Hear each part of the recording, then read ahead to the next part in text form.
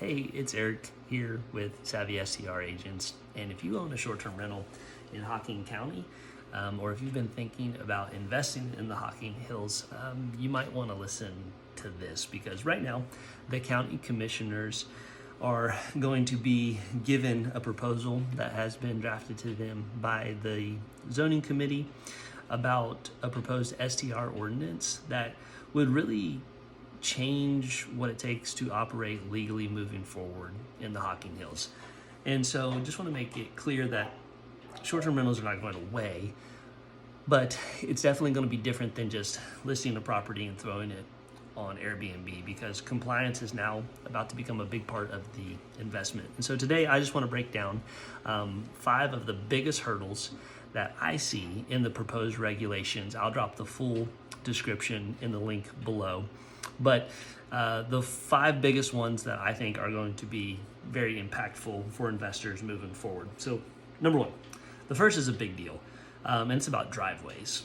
The ordinance is going to require that STRs meet the county's driveway standards so that emergency services can access the property year-round.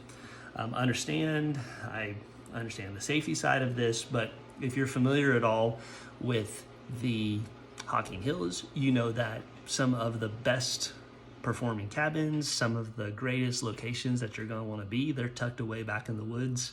They're up slopes, off gravel, on private lanes. And so this requirement could mean that some of these properties are going to require some major upgrades, or they'll have to go through the process of filing for a variance just in order to stay in operation. And so for investors, access is no longer just going to be a convenience, but it's going to become a compliance issue. So whenever you're looking at a property as a short-term rental, now the driveway, the access of it is going to be very important. Number 2, there is going to be a local contact person rule. And so this is going to apply more to out-of-town investors. And so the ordinance requires that every STR is to have a local contact person that is available 24/7. And they must be able to respond on site within 60 minutes. That's not just, a put your number rule.